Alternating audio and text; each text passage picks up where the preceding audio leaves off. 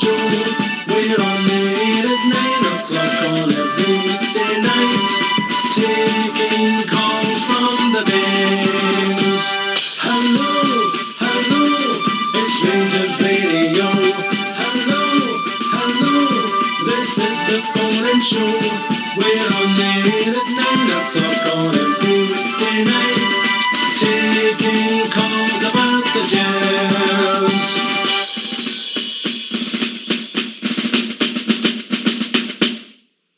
Well, hello, good evening, welcome to Rangers Radio. Join myself, Fox, here on the panel tonight is Bridgeman and my mate GB. How we doing, gents? Very well. Hello, my darling. Wow. Wow. Is that wasn't for Bridge? No, it's not for me. You've got something nasty for me. When you're feeling sad and blue and the job's too much for you, this is what you've gotta do. Sing, hello, my darling. What was that? Charlie Drake, Bridge? Fox, indeed. That was brilliant. That's for Oxchair. That's superb. That's got to be, isn't it? That's for Oxchair. That's your jingle. Oh dear, oh dear. I don't know where that came from, folks. Surely you can't be hello, my darling. Come on. Well, I've made it now. That's it. Is that for you right enough then? Wait a minute. Let's start again. Well, hello, good evening and welcome. Hello, my darling. Oh, dear. Oh, well done. Well that one quite, Fox. I think he's in a huff because he has jingle, Bridge. I think he should play his jingle before the show starts. He should play his jingle right now. How does it go, Bridge? You like it, didn't you? Something like in the Fox said, something like that. I'm not dead sure if it's that, but it's close. It'll be Jingle Bells soon. Aye, we'll be over to you, Bridge. Oh, what can I say? A big good evening to the guys in the lobby. A big good evening to you guys here. And a huge good evening to all the Rangers fans listening in all over the world. Welcome to Rangers Radio. Honestly, GB, I didn't know that was coming. Don't get me wrong. I've done that a couple of times, walking to a door. I'm sure we could have the confessions of a plumber one night. That makes a movie, but very good. I'm still waiting on Fox bringing his tune in. It was a really good tune. Oh, I'm sure he'll fail. Say what the Fox said. Oh, that's it. Brilliant. Skipper put in the lobby. Me and CB are in the clique. We've not got a jingle. We'll most likely get Laurel and Hardy. Don't say it, Skipper. Don't say it because it could happen. Don't say it, pal. All right. How we doing, GB? Not spoke to you for a while. Aye, good to hear from you as well. Just been busy time of year for me, and I've been obviously a wee shout out to the boys on Facebook and YouTube. They've been monitoring. I've been doing a wee bit of monitoring on that for you and that, and it's brilliant. The chat in there, really good. A wee shout out to Fraser. He was getting hundreds of questions last night, but unfortunately it was near the end of the show, so hopefully he's on YouTube tonight, and he's is he on YouTube, is he, Fraser? Fraser, yep, I will shout out to him. All right, Fraser, all the best. Fraser, phone in, ask us. We don't bite. We let Bridgeman on, we let anybody on. We're just saying nothing back. No, silence says it all. Right. No, I'm laughing, but I'm behind the mute button. I didn't realise I was on mute when I'm laughing here. Well done. Some great chat in there. The boys are. I've been more watching the YouTube side of it and that, and it's actually good to see different opinions and stuff like that coming through. So hopefully the boys keep up the good work in there and keep the chat going the night while I'm on the show. Brilliant, mate, brilliant. All right. Rangers Radio, bizarrely, Gary, GB, we seem to just be going from strength to strength with the people who's getting involved in the show, people coming on the show, people behind the scenes, and guys like yourself and Port Bell did work all the time, and CB and Skipper. Then we'll get the technical twins. Technical Fox twins. Fox and Allstate, who without there wouldn't be a show, Bridge. You know? Yes, indeed. And by the way, I'm ever so thankful to them. They're doing a great job, absolutely grand job. I've got no problems with them at all. To use a platform, but great to hear new people getting involved on all the different platforms. GB, yeah. Oh, it's brilliant. Like what I say, Socks, when I first started listening to your show, it was mostly through Facebook and stuff like that. But as things went on now, it's good to see even, like, I didn't even know you were on YouTube, and then when I started looking into it, it's amazing. Bridge. And even on Twitter, so I'll give you a shout out to Twitter. The Twitter feed's great and all. The Staunchest does a great job on there as well, mate. He's a character, the Staunchest, isn't he? Definitely. Yes, indeed. But it just shows you how far and wide these are growing in that, and like I says, it's bringing new bears to the show, which is all we want. We want everything talking about the Rangers. Yeah. The famous Glasgow Rangers. Aye. Well, Bridge, how many sleeps you got now, mate? Oh, 3. 3. Isn't it? This is Thursday. Suppose it'll be Thursday, Friday, and Saturday. Yeah, 3. I suppose it's a 12 o'clock kick-off on Sunday, so you'll not even get a nap in before the game. No. I'll be hardly sleeping the Saturday night. I'll be up early, and I'll say to my wife, "I'm preparing for the football." She just kills us laughing at me. Is that full English, Bridge? No. I'm not a big breakfast. I'm a Ryvita guy, you know. Oh, right. Oh, my wife makes me up a wee bit, but Ryvita and half a banana or something like that, you know. So. Well, that's plenty. By the way, I have lost a wee bit of weight, but she said it's starting to come back on again. So. Okay. Well, they cut that half a banana out then. I know, and they cut the whole lot out. Breathing water for you. He'll be fine, mate. He'll be fine. Maybe she'd have a full English once a month. By the way, that Mr. S. Kipper, he said Rangers Radio does well on all the outlets where you can't actually see the panel. What a terrible thing to say. By the way, Skipper. Mr. S. Kipper has got a good point there. You took the words out of my mouth. I'm disappointed, but he's actually right. Well, as far as I'm concerned, anyway, he's right, you know. Can't say too much for Gary. Gary's all right, mate. He's no arrested. He's no late stage. He's one of the young team. Yeah, he is a young team. I still need to impress him this season now. Oh, aye. Don't say. Watch what you're saying. Don't you get arrested? It's a bad reputation. Don't say it. If you want any relationship advice, Fox is your man.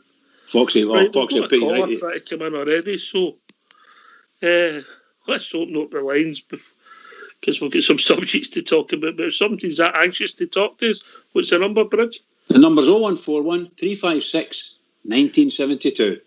Join us at Skype at rangersradio.online. You brought in a call with Fox and Old School Blue. Phone in, hang up. We will contact you back. Bridge, I've still got tears with that tune. That's brilliant, isn't it? Superb. Oh, dear. I think, Fox, before we go any further, Fox should play his and yours. I've no go on, mate. Are you fighting? You know, fighting with Gary for that tune? You're calling is... No, I'm with Skipper and CB, mate. I'm not important enough. That's right. Okay. You're on the show, Ox. You've got the command. Just the front of the house, open the doors, shut the doors, and make sure everybody's got their jacket when they get in. John Luke in the chair. You know, me and CB and that we sweep with flares when everybody's out of the studio.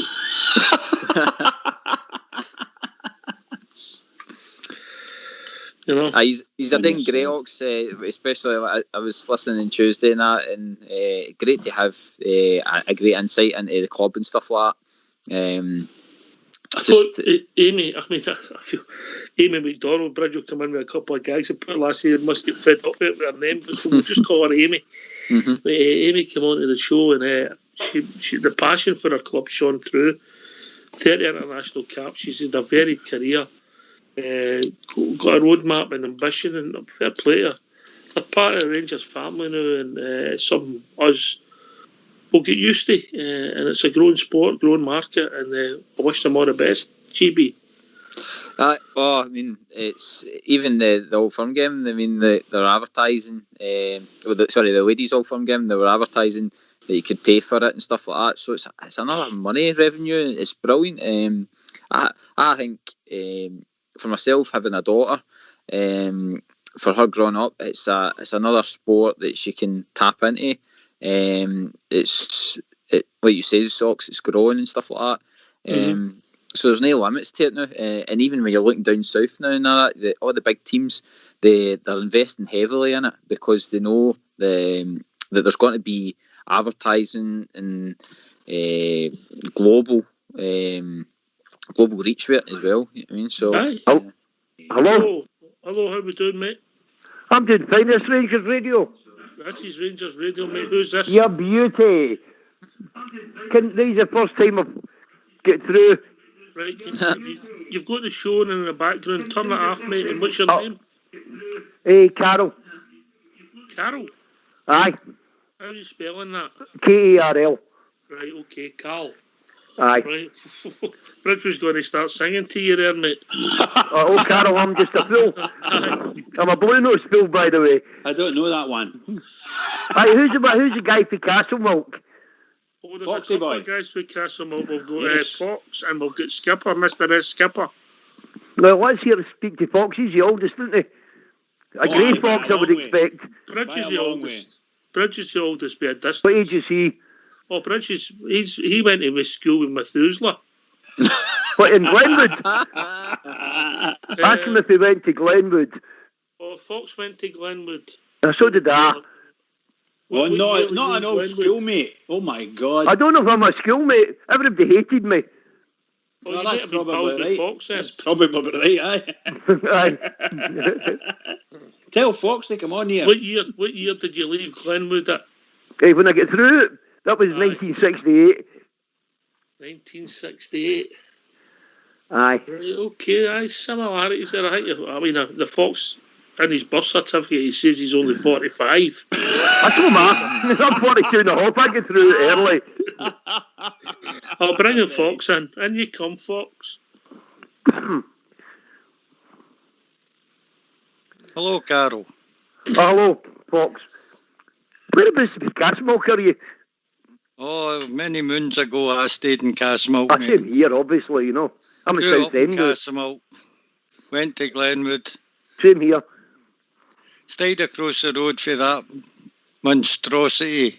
Yeah, Tim's school. Oh, no, St Margaret Mary's. I did. Stayed across the road Did for you? that, mate. I stayed down the bottom at that time, down the Arm Trier. You know, at Crawford Road, at the top I end. do not well, mate. When we used to get spam sandwiches. Hmm. Years Luxury days ago. then.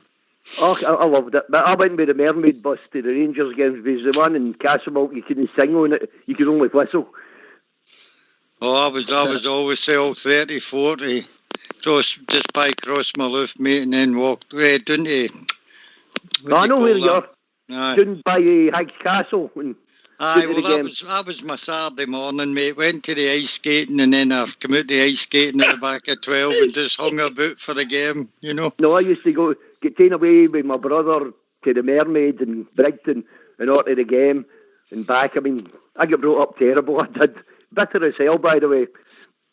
It took me weeks to work out what a tardelli was. I'm thick as shit in the neck of a bottle. No, just watch your language, Cal. Oh, sorry, pa. I didn't know it was on the purchase, so I was talking to you on the phone. A Tardelli, that's South Side's pet name for people with... No, South Side. I was born in the Gallagate, the good end. The good end. Aye. The Carlackie end, the Parkhead end. Aye, the Camlackie end. It was Carmyle at that time, by the way. Oh, Carmyle. Oh my goodness. Wow. Yes, that's what it used to be called. It was the Carmyle ward. And we Right, used so to you're float in bands. You're in South End now, mate. Aye. I moved to Glasgow in 1970-something. I was 21 years in Germany. Had a Rangers supporters club in Germany. We went to all the first Champions League matches every away game because it was easier than coming to Glasgow. Aye. Boko. Hey, that's a fantastic story, that. That's brilliant. Well done, Carl. I'm a founder member of the Regent as well, the new Regent. We Monty and that for the Regent Bar in Shawlands, Pollockshaws Road. Yes, I know exactly where you're. And you're in Southend. Aye. Well, I used to be a founder member of the, what are the ones that called in here? The Britannia. But they weren't really bears. You know what I mean? I hate all this. They think they were going up to be skinheads or something in Glasgow, you know? Right, I know what you mean. Well, look, mate, Southend, I know it well. I don't know that well what I've been, but some pier there, some length of pier. Me and my missus were out one night, the last time it burnt down. There was a guy playing in the pub, the Rangers Club pub. So we were walking back, and we didn't even notice it. I think, excuse me, about 100 metres had burnt off it. Oh, it's long. The fire brigade was there and everything. You know, that must have been 2005, 2006. That sounds a bit suspicious, Carl. It's a bit suspicious that you were doing there. It's about a mile long. I've passed about a few parcels in my life, but I never done any blowing up. How happy you might have gone at the club with Snoo, Carl? Excuse me, our club, the Gels. Aye. Man, I'm flying higher than air. Every time I watch them, my heart just pumps. You know what I mean? The only reason I'm getting phoned you, my missus is in hospital. Oh dear. So, hope there's nothing wrong, pal. Oh, there's something wrong with her. Obviously, she's lived with me for 40 years. No, I don't mean anything serious. I mean, I hope it's nothing serious. I hope it's not. It was a broken wrist, but she's got high blood pressure and that, so they're keeping her in a couple of days. She'll be green if she doesn't go out for Sunday to watch the game. You, Carl. What? She'll be broken-hearted, being separated from you.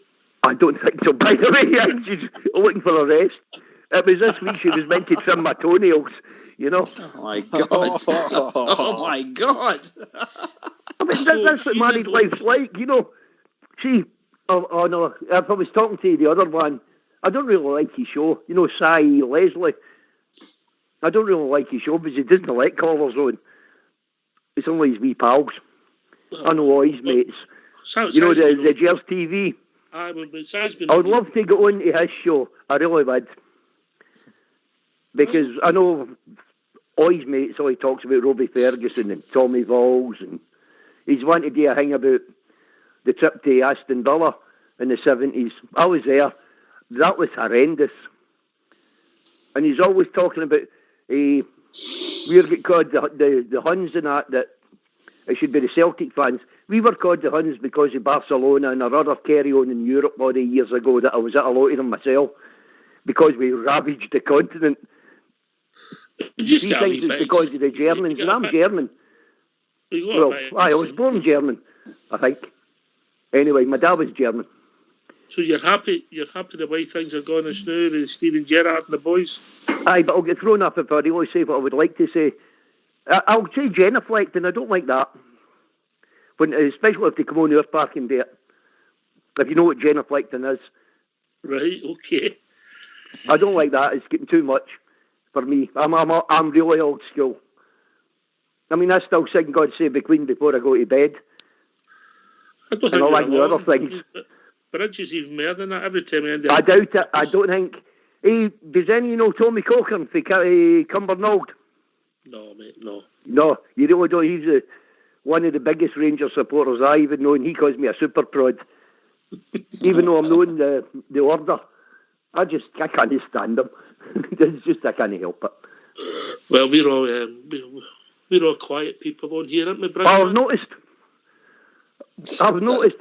As I say, I didn't know what a Tardelli that was. But I was sitting today, when you're sitting in your cell, you start thinking of words, and that's how I says, I'll go on, I'll subscribe to this channel and try to get a phone call in. And you did, mate, and you on first time, eh? Aye. Imagine, I've phoned 3 times, and I says, oh, I think you've got to hang up. And then it came back, when it rung, I didn't really know who it was, you know. Because I've been phoning a lot with my missus being in hospital. I was expecting maybe it was my daughters and that, you know. Try to annoy me, ask me for money. And they know I'm from Castlemilk, I've never got money. They might be phoning you, ask you how their ma is. They already did, but usually when it sinks in, they know I'm a soft touch. You know, can you give me money? Things like that, you know. But Right, Cal, it's we've really got a few nice minutes. to hear you and know you're all really bears, Right, especially mate. the Fox with Castlemilk. Great to speak to you, mate. Thank you very much. I'm going to put your show back on and listen to it on the All right. Cheers, mate. You take it easy. You as well. Bye bye. Bye. Cheers. All the best, Carl. Stay safe. South End. Castlemilk to South End. South End. South That's End. Essex boy. Aye, will be. Aye, that's picture. You're right. Yeah. But we were just about to start there with the news that broke the day. GB, obviously the bands that were due to Edmondson and Boyd Jones.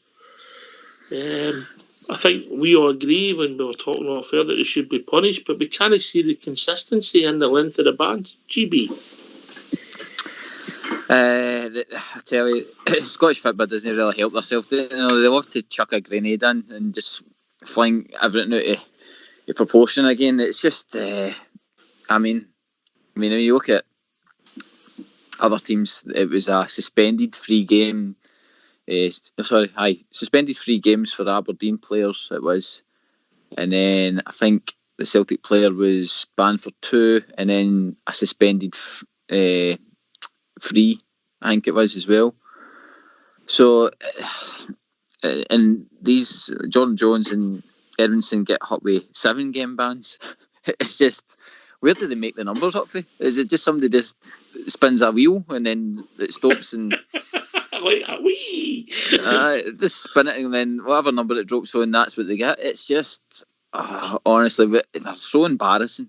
I mean, everybody will see that. I mean, you don't have to be in Scottish football to see the headlines, and they'll be down south and all that will be looking at that going like, what is going on? Like, how can you give a guy a 2-game ban and then a warning that if he does it again he's got to get another 3-game ban? But then 2 boys who did it the very first time, who their club, by the way, have suspended them, so the club's already punished them, saying that they're not allowed to attend their work until there's an investigation done, and yet they can hand out a 7-game ban. Just for clarity for me, what they done was wrong, Carrie, but did they actually play in a game? Did they actually put two sets of players at risk? 2 teams at risk? Don't think they did. Bolingoli did. Mm-hmm. Exactly. Are you talking the Rangers players? No, Rangers I'm didn't. saying what he did and what they did. Exactly. There's a difference in the 2 crimes, and I just don't understand. Look, we're not defending what they did for a Jeremy. Let's be honest. Absolutely not. Absolutely not. For a start, that party was too close to your house. Oh yes, far too close. Sirens going at that time of night. Unbelievable. Shocking. Right. You don't need it. I was out the door quickly. See the thing about our players as well. Obviously, you're only hearing things and stuff like that, but seemed like Edmondson went and actually phoned the club to say to him, the next morning, he phoned the club to say to them, look, we've been out. I mean, so that's if they boys have done that, they've obviously wanted to come clean.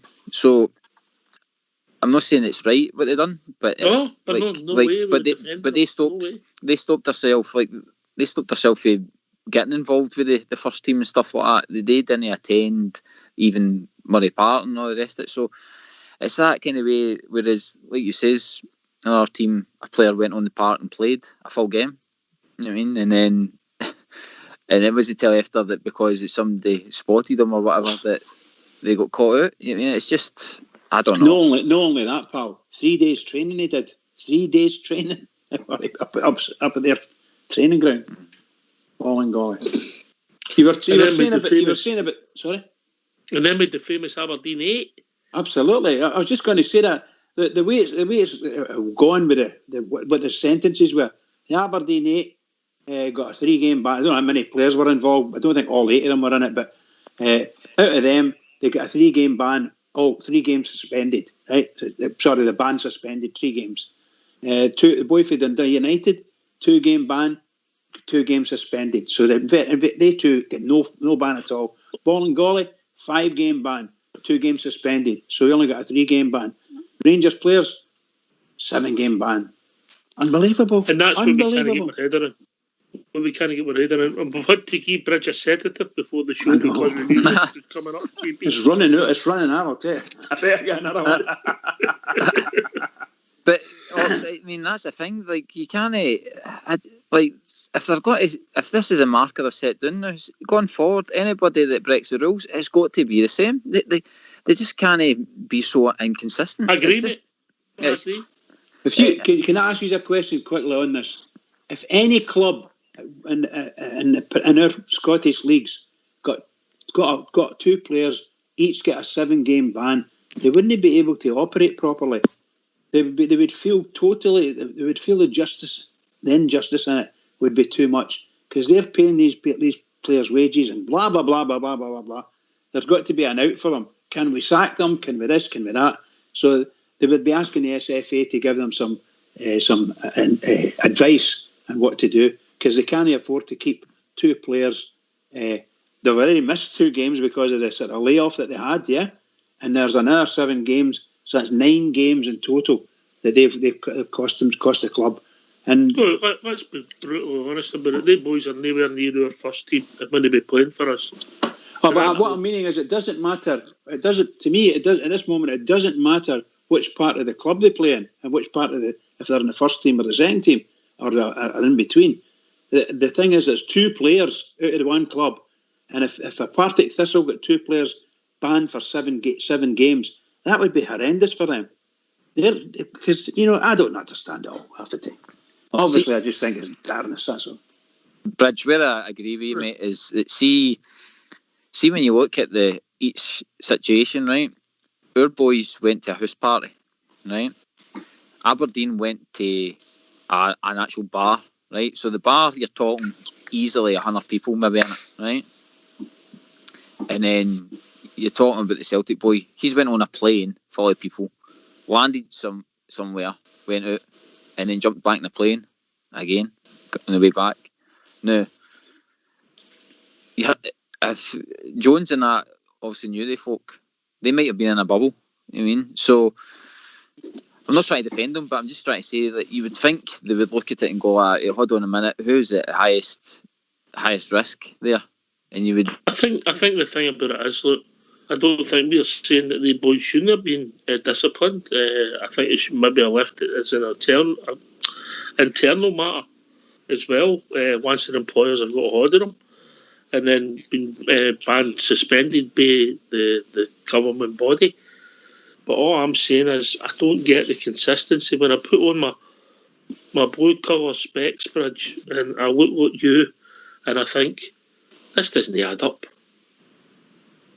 It's like you says, if there was a consistency there, then nobody would be saying anything. But as usual with the Scottish game, they just love to mix it up, don't they? I think they want headlines or something like that. They just they can't let things be. They can't just keep it all the same. Or not even turn around and say, look, we've spoke to Rangers. We're going to give you a suspended 3-game ban for the boys.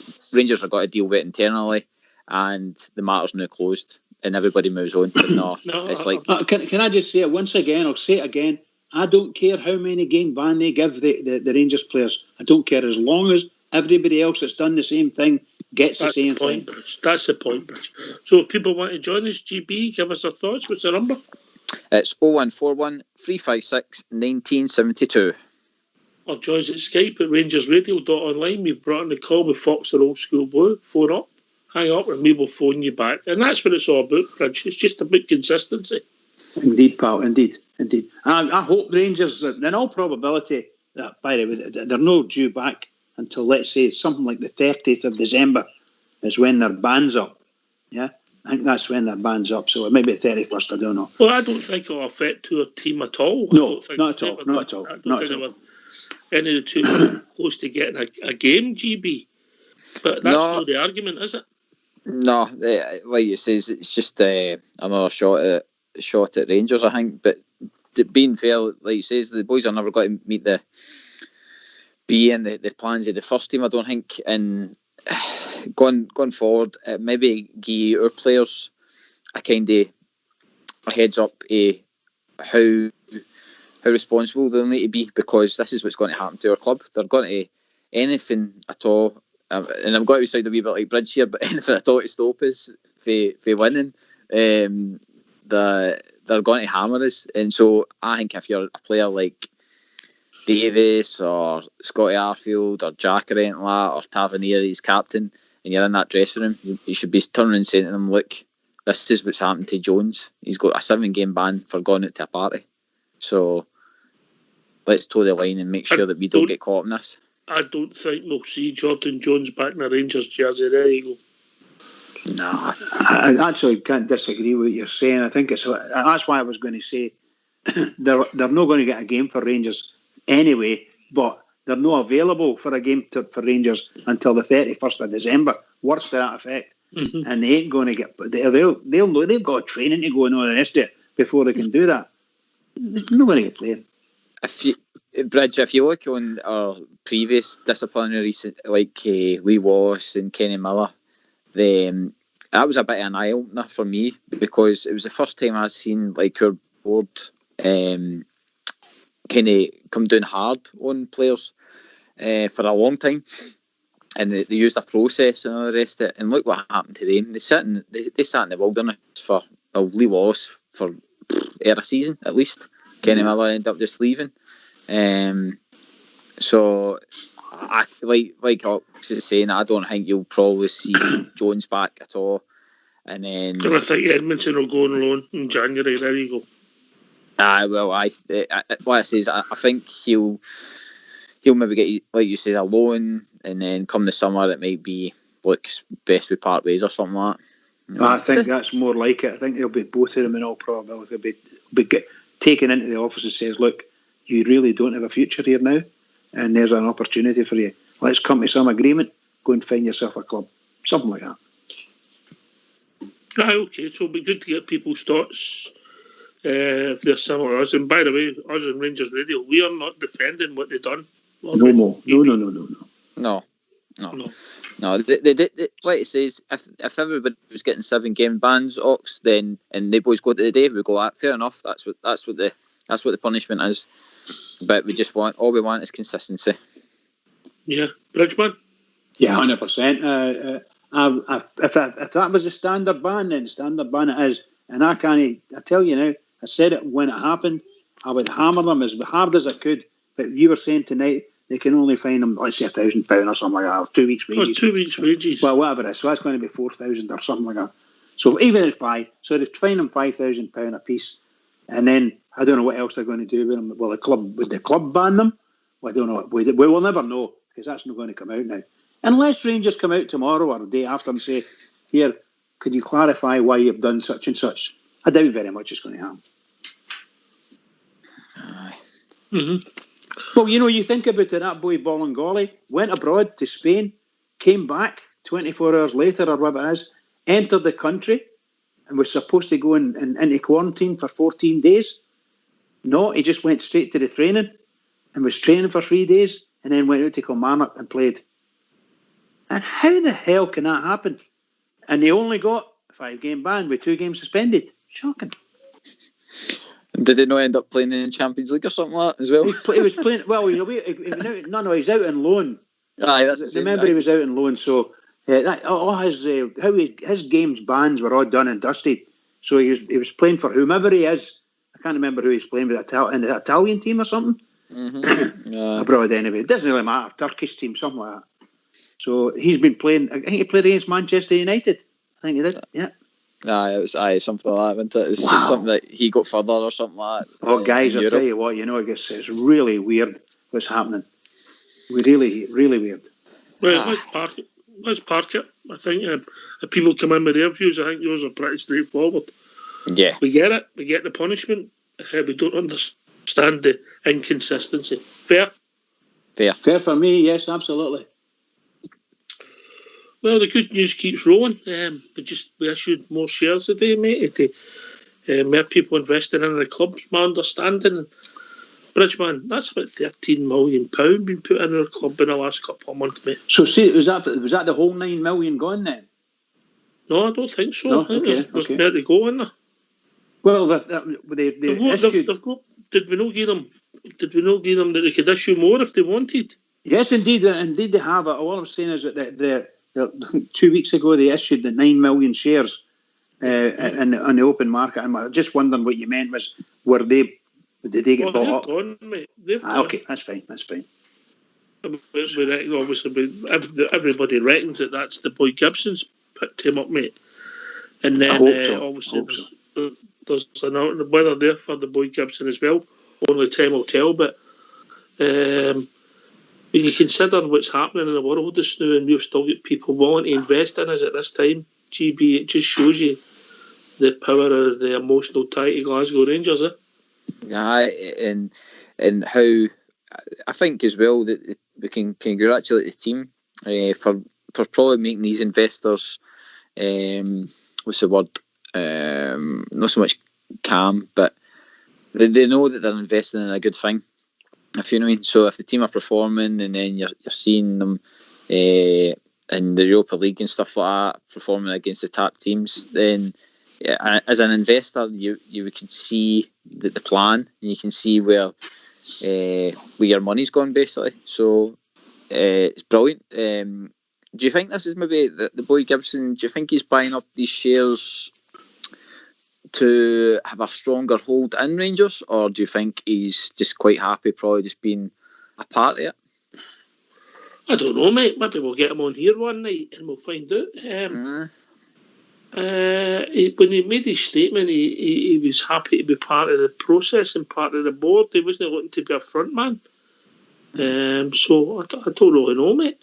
Do you think that the board would ever allow that again, or do you think it would always got to be a board? Do you think they would ever allow one guy to kind of take over the club again? I think that was what some of Dave King's plans were, that you'd rather have 10 men involved, and so if somebody had problems, it was easier to resolve rather than one guy where the dominoes can fall over quite quickly. Which makes sense, going forward. I think, Oxford, you said to us a couple of seasons ago, you heard that there's investment coming into the club from the Far East. So this might be all, shall we say, transpiring, because it was like £4 million worth of shares the Rangers put on it issued, and I don't know if they've put any more in it, but if they get them sold off and it's all the same person that's buying, it could be setting themselves up to take over Rangers after what do you call him? Who's the car giant? Parks. Well, Parks still, Dave King still getting their shares in Parks, mate. Is that right? I thought he'd been overtaken. No, Sorry, he's still sitting with 22%. I think, Brilliant. The retro talks have been. Sorry, on you go, mate. I'm saying the retro tops seemingly are being sold out as well. So I mean, again, that's big investment in the club at a time when, like you say, folk are watching their money. You know what I mean? And yet we're selling out even a retro kit. So I'm glad you mentioned that. If you're listening, Pro V1, can you please check your emails? If you're listening, anybody gets Pro V1 in the lobby, ask him to check his emails. He was on last night, Prov 1. What? Prov 1 was on last night. I know, I sent him a message, but he never picked up on it, mate. By the way, I've got to say, we had a debate last week about my chairs and whatever, but you've got to congratulate the season ticket holders, the shareholders, people involved in my chairs who are maybe no locals, the people buying strips all over the country, the mothers, the fathers, the grandmothers, the grandparents who are buying the kits for the kids, and all that revenue just getting into your club. And they're launching T-shirts and they're selling out as quick as they go on the shelves. They're going off the shelves and you're having to wait to get them. It's just incredible, isn't it? Incredible. Can I just say, there's a Gav Brown 13 has put something in the lobby there. Can I read it out to you? Because some of the viewers may not have the access to the lobby. And he said, I dare say it's some sort of statement. Rangers accepts the outcome of the SFA judicial panel, which had demonstrated the seriousness with which COVID protocol breaches will be dealt with. This penalty is a reminder to all of the expectations upon football. Football is in a privileged position, and we recognise the responsibility that we all must uphold within the national sport. The outcome of today's hearing brings the standard and the expectations set by the SFA into sharp focus. So I think that's we said this a wee bit earlier there, that Rangers will just maybe hopefully they'll say nothing, and that's now they've said it. Come out and said, and they haven't said anything. There's no complaints, no nothing. They accepted the thing, but they're saying to them that's what it is. What the expectation is, anybody that steps over the line again, they get the same as what Rangers got at least. The Rangers players, should I say? I think it's a statement. Apologise, Look, they've made a mistake. Who's not been young and made a mistake, Bridge? Me. It was all deliberate. That's your phone pinging again. No, it's not. It's not mine. My phone's in the bin. It's in the bin. It should be. Well, there's no GBs. He has his turned off. Right, so yes, mate.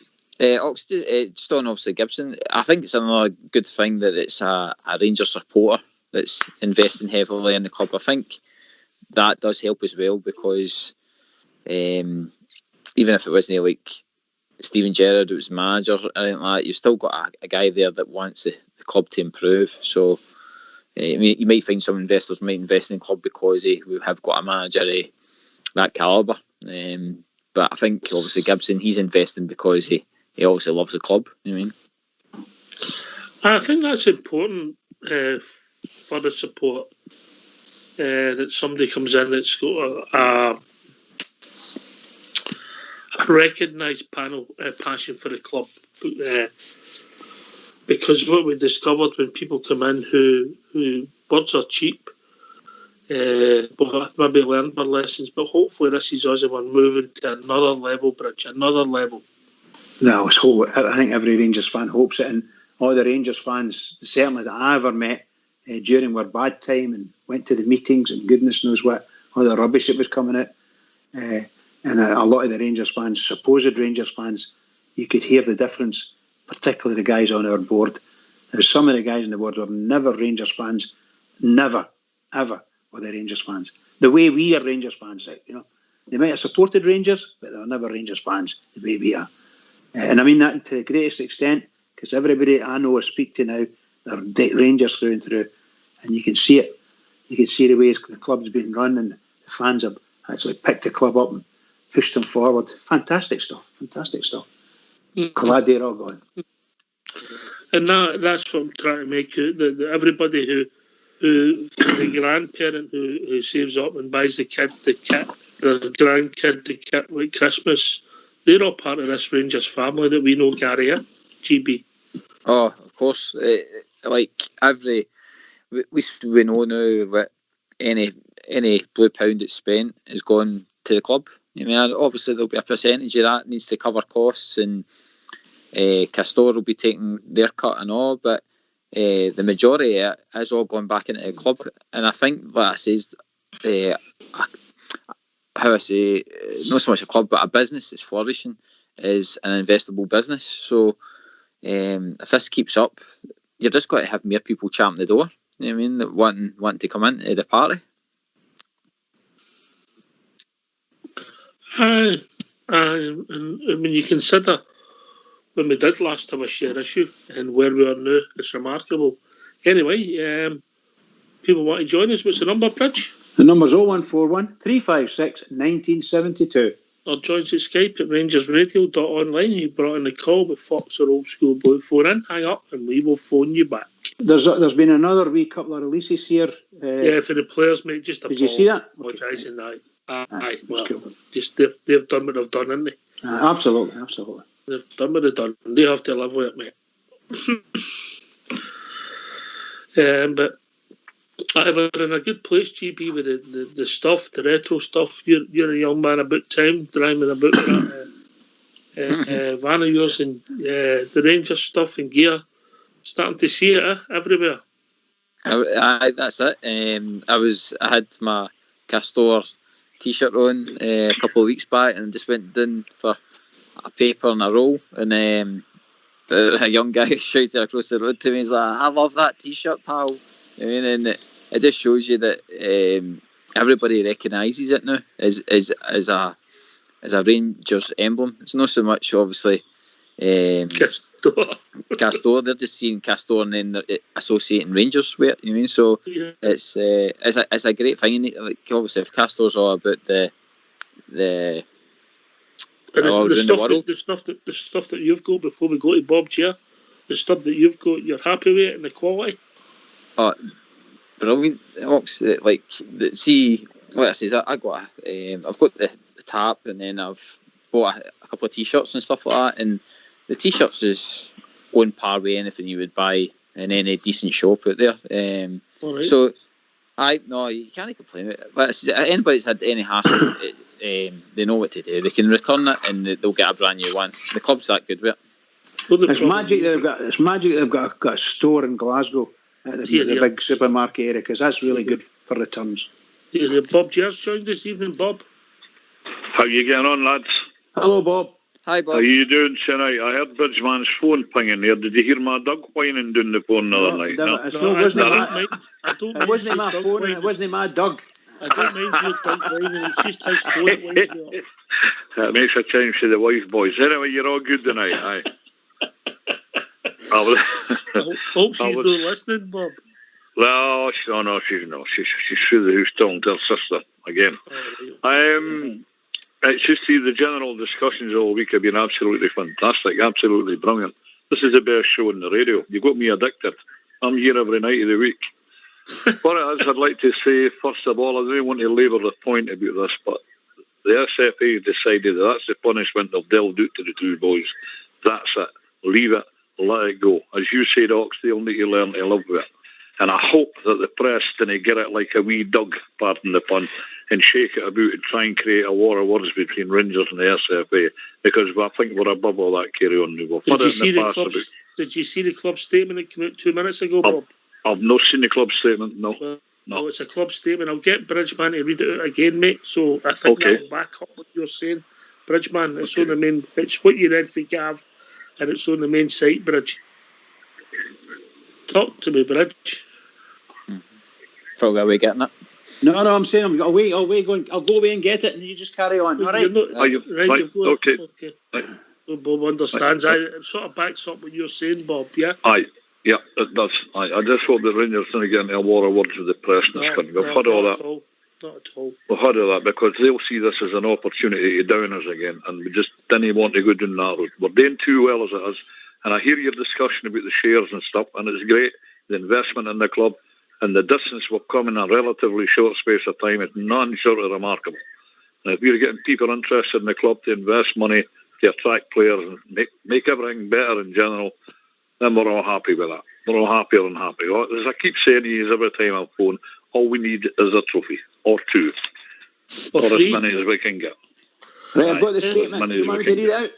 Here we go. Right, Bob? I'm listening, Bridgeman. Right, okay then. It says, Rangers accepts the outcome of the SFA judicial panel, which has demonstrated the seriousness with which the COVID protocol breaches will be dealt with.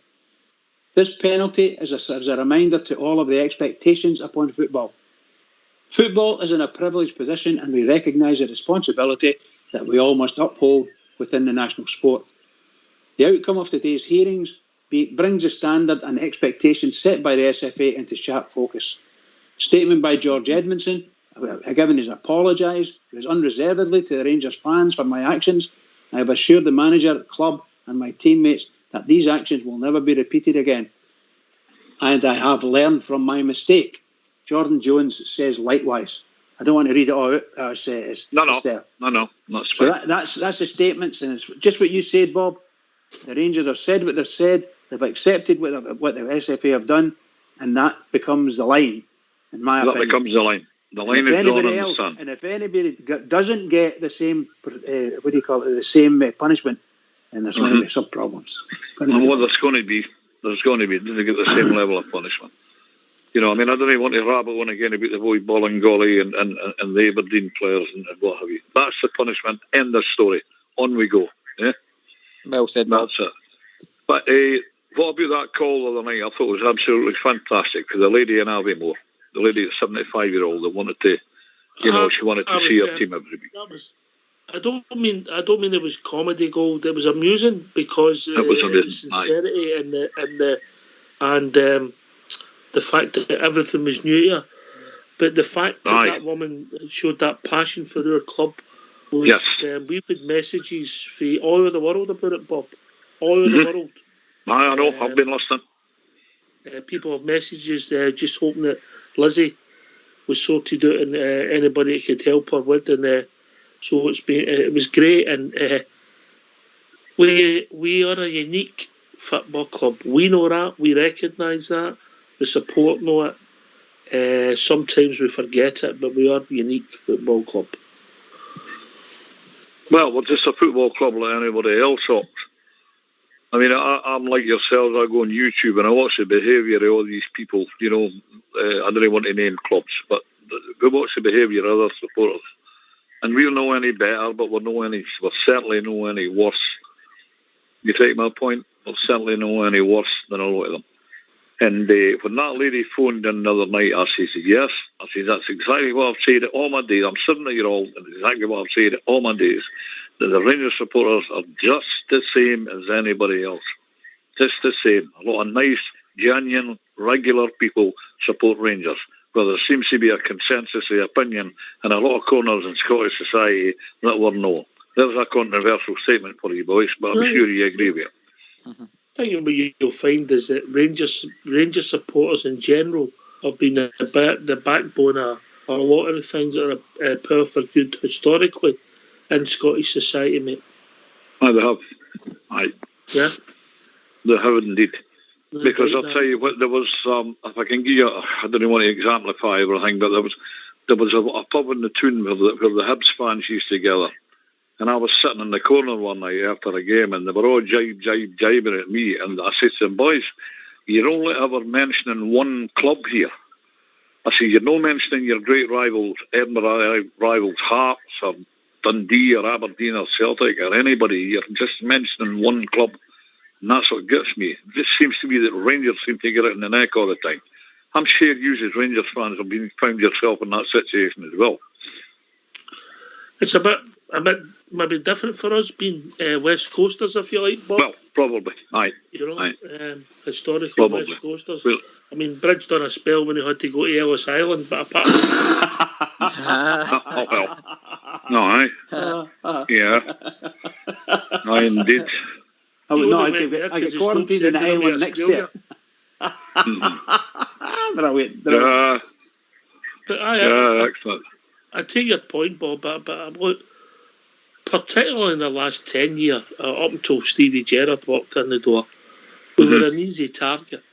Because we were a wee bit of a basket case. The position we were in, we were too big a club, GB, yeah? And as well, that there wasn't the same investment at that point in time still coming into the club. Also, we were... that sounds bad, but we were a poor man's Rangers. I mean, it was the times when McCoist were needing that kind of cash injection that we've got now to help us get there quicker, if you mean.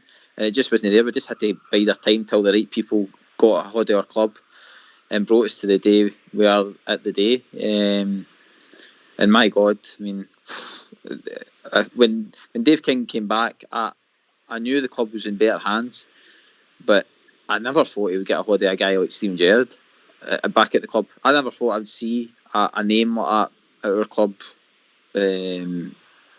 Just the way the Premier League and all that is now, I thought these kind of guys were out with our reach, and it just shows you that our club has still got that pull and passion for people to come to our club and want a bit of it.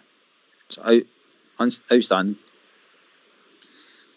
Well, when you go, Ox. No, you go. Well, I used to sit and say to all these aforementioned people, I says, I'll tell you one thing. Like the boy says there, like you said yourself, Ox, sorry, that we were an easy target when we were down. And you're always going to be an easy target in that position, especially a club the magnitude of Rangers. I used to say to them, listen, you mark my words. I said, Rangers will be back bigger and they'll be back stronger. I said, just wait. I said, it might be a wee while. I said, but Rangers will be back bigger and stronger. And I think my words are on the way to be being proved right in that aspect. One of the reasons we're back, Bob, is because of obviously the fan base, the people who have slowly started investing in our club, the people with money, because good money after bad, and the timing's got to be right. The time's right, the support have got the country to the wheel, we'll get the right men in charge, and Bridgeman are ready to take off. I used to work beside a guy. He was a rabid Celtic fan. He was a season ticket. Sorry, boys. He was a rabid season ticket holder at Park here, and him and I. He was a good bloke. We used to discuss things all the time, and I says to him, I says, all I want, I says, like everybody else, is a simple thing. I says, Rangers to take centre, start playing, and put the ball in the back of the net and get better at it. And I really think we're on the way to being really something special again. We always were something special anyway. Bridgeman, in you come. Yeah, everybody's right there. We're not the world's most successful club for nothing, and that's the truth. We're a cut above a lot of them. We've been in the wilderness for close to 9 years now. 9 years ago when we had our problems. So, 2011, 9 years, 9.5 years. So, when we've fought our way through, and I've been there, not just me, but many, many Rangers fans, in their thousands. We've been over at Ibrox trying to do things, trying to get this done. And Rangers Radio, by the way, have been there at the forefront, giving a voice as well. And there are many, many others have done the same thing. So well done to everybody that's been involved in trying to get to the resurrection of the Rangers and get them right up the top again. And we're there. We're sitting top of the league. Right. And we should be proud of that. And we should be, these players that we've got playing for us, and the management and his coaching staff really all have to concentrate really harder, because it's only going to get tougher, and the games are going to come fast and furious. And starting 3 sleeps time, we're going to play the sheep, and I'll tell you, we need to beat them. We need to beat them. For me, we need to win. Oh, it's a big game, Bridge. It's a big game. Huge game. Bob, when you're speaking to these other supporters now, how's your tone changed towards your club? Well, unfortunately, the pub fell with the wayside. It's now a bloody building society. It's better off as a building society. But no, like I say, I say you never speak about anybody else. And I used to find that about people in general, not just this one pub. I found out when I went round about the 2.5 pint here and there, they only spoke about one club, because of the way things were at the time with Mr. White and his bit of paper and that, and Rangers, it was all the talk. You know that. You experienced it yourself.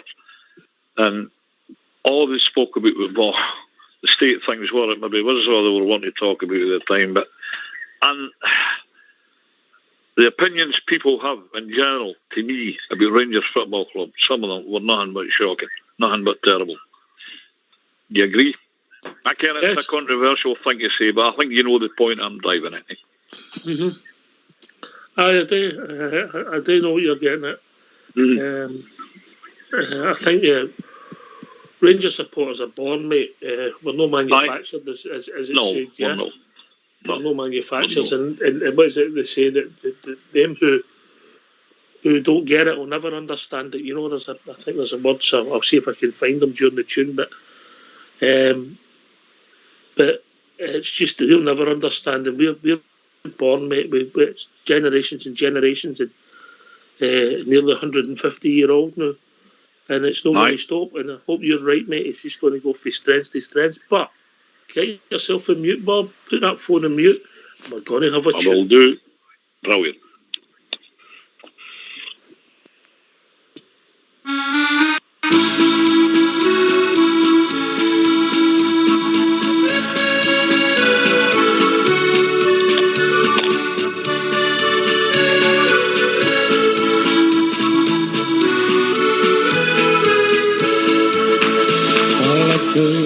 A trip to Ibrox, my favourite team for to cheer, where they were playing the Glasgow Celtic on the first day of the year. Now the ground was filled to capacity, as the teams come out to play. The animals sang the soldier's song, and the people sang Dolly Gray. Now half-time it came when the Glasgow Celtic were in the lead. Fenian Tully was drowning everywhere, shaking his rosary beads, while the green flags, they were flying high. Celtic hearts were full of pride. The second half sure it started, and the Rangers, they turned the tide. Won't you play up the Glasgow Rangers? Oh, play up the boys in blue. Oh, play up the Glasgow Rangers. We're here to cheer for you. Now the ball goes out to Walker, and from 30 yards he did score. Sure you couldn't hear your ears at Ibrox Park for the sash my father wore. Oh, play up the Glasgow Rangers. Sammy Cox is on the ball. He slips it through to Willie Woodbarn. Then on through to Ian McCall. McCall to Billy Simpson. Oh, here come the boys in blue. Well, Simpson beats the Celtic centre half, and then goes number 2. Now the Rangers fans are roaring. Jardine Young, he takes a free onto the head of William Simpson, and then goes number 3. Well, it's 3-1 for the Rangers. That was the final score. A happy new year from Ibrox Park, for Rangers beat the Celtic once more. Yes, a happy new year from Ibrox Park, for Rangers beat the Celtic once more. Yes, a happy new year from Ibrox Park, for Rangers beat the Fenians once more. Yo, Bridgie Just boy. magic up, play up the Glasgow Rangers. I was doing the Gay Gordons there. Oh, it's brilliant. Isn't it? That's a great wee number. Whatever dance you do's up to yourself, Gary. And you know, you listen to all the names that they sing out there, who was in the park and so on and so forth, you know. That was the sort of players that were just before me. Unbelievable, Billy Simpson. I used to hear my tradesmen at work talking about Billy Simpson, and oh my God, I can't even remember. Or Sammy Cox, people like that. Amazing. George Young. These were they're legends of our club. These Oh, men. fabulous. Just fabulous. Legends. You back with us, Bob, yeah? I sure am. Some legends in that song, yeah? I'm sure am. The Rangers came to Wolverhampton Town is my favourite. Is that your favourite one? Eh? Yeah, because I can actually remember that game. It was a 1-each draw. And Ralph Brand scored for Rangers that night. And that was the game that took us into the Rangers were the first team ever, British team ever to reach a European final, you know, boys. Yep. And that was the result that took us into the final against Fiorentina. Yeah. Aye, Fiorentina. And Eric Calder missed the penalty in the first half. He could have put us one up, but One of the few he ever missed. There you go. it was one of the few. Aye, it was indeed one of the few, boys. But that was against the Italian international goalkeeper at the time, a fella called Albertosi. But Fiorentina were a right good side. They beat us 4-1 in aggregate in the final. I'm sure you've seen the game on YouTube. Oh maybe. yes, I remember it well. Aye, well, it was Aye, shame. we got there and unfortunately the result never went my way, but No. the Wolverhampton Town one it's a famous song as well. And maybe, Bob, because you're such a gentleman, Fox might play that at the end of the show. There you go. Well, Oh, there you go. there you go. Brilliant. Because my brother-in-law's a bit of a singer, and that's all the blues stuff he does, and he introduced me to that song. You'll be in good company with Foxy. Bridge Bring him Mudge round is a bit and- of an actor, and it's all the blue stuff he does. I'm sure. There you go. Once you date with some of the women up here, then.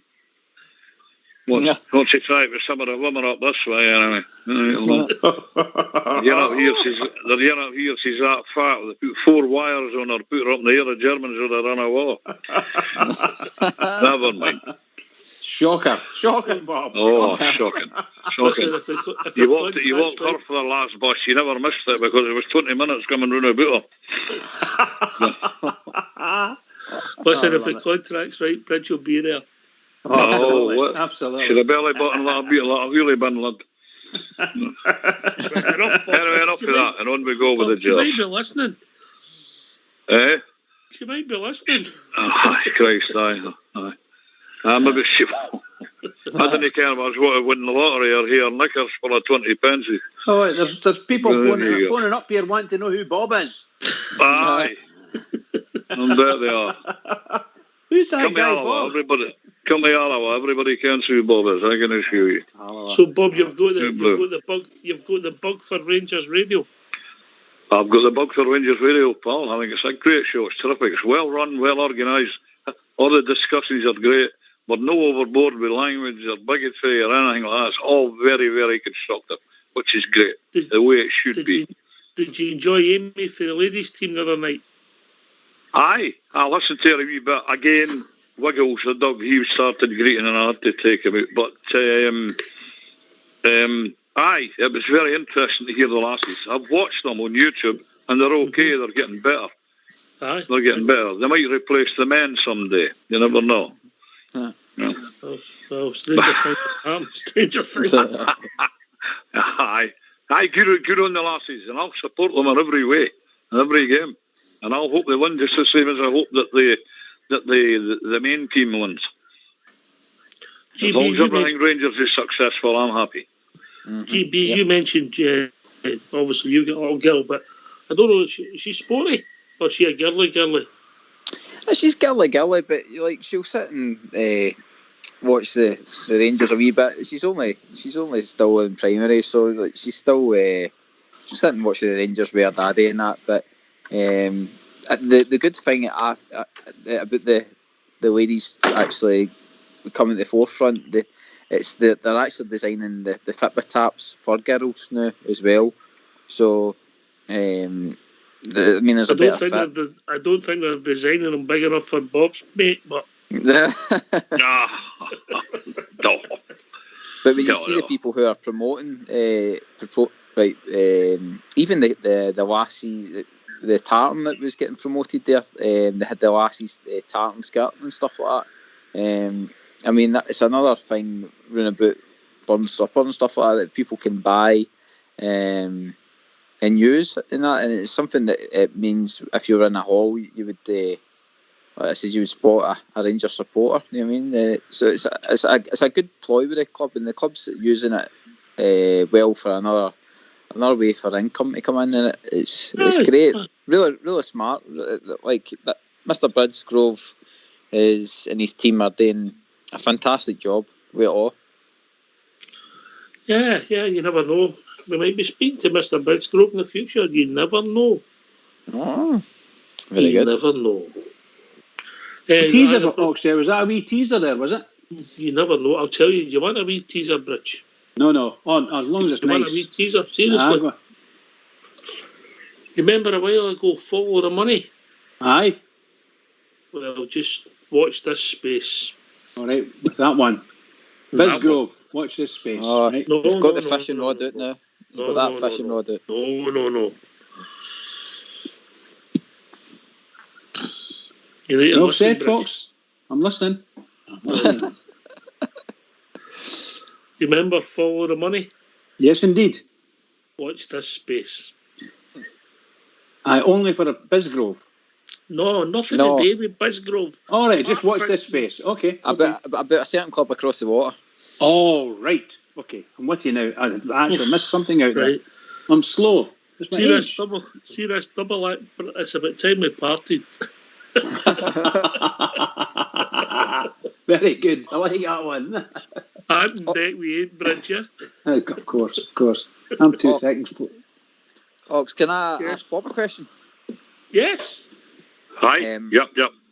Bob, just obviously your great history there that you're talking about. Mhm. How do you look at Steven Gerrard as a manager compared to what you've seen in the past? Do you see him getting better each season he's here, or do you see him being a more modern manager for us? Well, as I say to the boys of the night, I've been there for the very early days of old Scott Simon, and him at the time, like most managers, just told the team to go out and play basic football. If you remember the first time we were in the European Cup, we took an awfully hammer off Eintracht Frankfurt, who went on to the final again for the great final at Hamden against Real Madrid, but they lost 7-3. And that tells you the standard aside they were. Well, with Puskas and Di Stefano, you would be, yeah. But old Scott Simon was just a guy. He'd tell two fullbacks, 3 halfbacks, 5 forwards, on you go, enjoy the game, every single game. And a lot of managers did that at the time. But then again, as you say, the 60s wore on into the 70s. Tactics, again, played a big part in the game. Eh? And along come David White, who had Rangers playing some great football, some brilliant football. Wally Waddle and Joe Wallace had the team very, very fit. Very, very fit side. But Souness came in, spent the money, got quality. We know the history of that. Very organised, very well done, very successful. But to move on to Steven Gerrard, to me, will be a top-class, modern-day manager.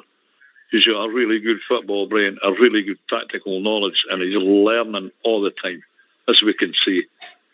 I mean, everybody thought that when he came into the club there, how long has he been there? 3 years now. He came into the club, and they thought everybody was going to be instant success, like it was with Souness. No, I'm sorry, it was a building process, and you can see the building process taking place, and it's only going to get better, and better. And I really hope that this paper talk with Leeds United is a load of nonsense. I don't see Gerrard going away anyway. No. What do you think of that, boys? No, I think he's here to see out the project. I think that's what he's here to do. Aye, I think so. He's got a bigger club than Leeds United anyway. Bob, where are you getting this story about Leeds United, pal?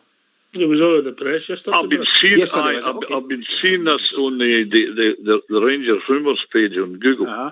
The Right, okay, Rangers that's cool. banter page on Google. Uh-huh. So I've seen this. But The boys are set up. Where they're saying if the boy is it Beasley, I don't know if I'm pronouncing Aye, it right. the Israeli boy, aye. He's done a great job, and he's well liked to Leeds, and he's going nowhere because there's a big tie-in with him and the fans. But if he was to leave, there was a poll, one of these polls, Bridge, where 5 people are asked what tartan they like, etc. And people, and Steven Gerrard was the favourite, Well, I look, like that. and certainly in my youth, Leeds United were an enormous team, huge team, top of the English First Division, fantastic team. Don Revie, the manager, wonderful stuff. Huh? Aye. I'm just saying that. Yeah. So, and great players, Billy Bremner, for God's sake, the Gray brothers, fantastic. Terry Norman Cooper. Beischer, Terry Cooper, great side, and it was a sin. Alan Clark Sniffer. I've got a couple of nephews that were big Leeds. They lived in Nottingham, but they were big Leeds United fans because they thought they were just wonderful. And I think along came Brian Clough and they all died. Yeah, That's a fact. that's an 60 interesting days watch. he was a manager. That's an interesting watch. That was the story, Bridge. I don't know if it was yesterday or the day before, but I don't think there's much in it, Bob. I think it's a silly season because it's international break. I would think so. There's something to follow up the international break. Aye. I don't see Steven Gerrard's an achiever, and he said himself he was here to achieve something. And until he does it, he'll stay. He'll stay. There was a thing there about 3 weeks ago that his wife wanted him to go back to England. But no, Steven Gerrard never took the job with Rangers without knowing the complete outlook. Nobody would. I don't think he's ever actually moved up here officially. I don't think he's ever actually moved up here officially. He's got a house. He's got a house in the West End, Rich. I know he lives here. I know he's got somewhere to live. What I mean, I don't think he's actually moved. Oh, I his think family are down south. He's family, that's right. Family lived in there. That's right. His family's. He's been very open about that, you know. Yeah. Well, it's for Wayne's education more than anything. It's for Wayne's education. There's a fantastic interview on YouTube with Gerrard, and I think it's the boy that does the match of the day.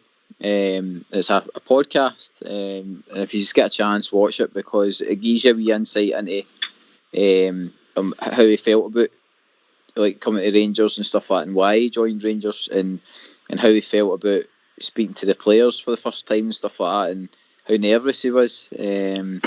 But he was also one of the points he made in it, which was brilliant, and it just shows you how modernised he is. He was like, he said to the players, I'm going to take away all the excuses that you have got.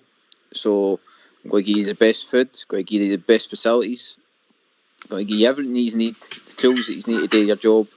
I'm going to give you the tactics that you need. And then after that, the onus is on you. And that's how he's built a team. He's got a team there, guys that know that they can't come in and say, oh, it's because of this, it's because of that. They've no excuses. The only excuses is themselves. And that's where Tav has probably improved as a captain and all. Because Tav can turn around then and say, well, look round about you, what you've got, what the club are giving you. So it's brilliant. It's a brilliant watch. If he's got a chance, let's see how you look at it. That's a good point, Gary. Good point. Fox has got that. I think Fox might. He watched that. It's a link. There's a name for it. I can't remember. He sent me it, but if he digs out, he can put it in the lobby and maybe put it elsewhere. It's a good watch. Bob. I think the thing about Gerrard is I think the thing about Gerrard is we've signed some great players in the last 2.5 years, but ultimately the best signing we've made has been Stevie G. Yeah, because you've seen a lot of players, boys. Seen a lot of players going for the playing field, stay in their manager's chair, and it's just no work. There are many of them, and it just doesn't work. But I think that Steven Gerrard, he was reared on, to me, the benchmark of British football as Liverpool. The European record speaks for itself, and he's seen it all down there. The way it was run with successive managers like Bob Paisley and Ronnie Moran at the helm, and now they've got this man Klopp, and that's made them the success that they should be. They're champions of Europe again, and Gerrard's seen all this, and he's learned off it. And to me, Steven Gerrard is a man among men. You ken the point I'm making. He's a man among men. He's learned off of this. He knows the game inside out, and Rangers will reap the benefit ultimately. I think we can see it coming. Hopefully, boys. Hopefully. One of the things that has impressed me, and I'll take this to Bridgman, is not just his. He doesn't come across as an arrogant guy considering the career he's got. Bridgman, it's his honesty and how humble he is. He's got humility. And he knows what he wants for his team, and he's everything round about him. He doesn't want to be out there like a braggart, saying, I'm a big fella. No, he wants the team to do the talking on the pitch, because everything the team do on the pitch reflects onto him, and he wants them to win, and win well, handsomely, like the other last week there. If he can get that, then he's going to shine, isn't he? The big trouble that I think, the only trouble that our manager's got is the problem with Rangers and the press up here. They never, ever get a good press. That may change in the next couple of years. If he gets in there and wins titles and things like that, it may change. But I've got such a sneaking suspicion, no matter what Rangers do, no matter what Steven Gerrard does, they ain't going to get what the press and the stories reserve, the praise. Whatever praise it is, they don't get it, or they won't get it. And not that I care, as far as I'm concerned, we are going to do this. They've not got the influence, particularly with the young people. The Red Top's having to get influence. You go into a work now. I know that it's been a while since maybe you've been in a work. You go into work, GB, you back me up on this. You don't see a newspaper, do you? No, it's all on phones now. You know what I mean? Red tops in newspapers have very little influence. GB Gerrard, great signing. Oh, just what I says. I knew it was a great signing when he came, especially when you seen that video. Like how excited he was when he walked out to see the fans that day after getting the press conference and stuff like that.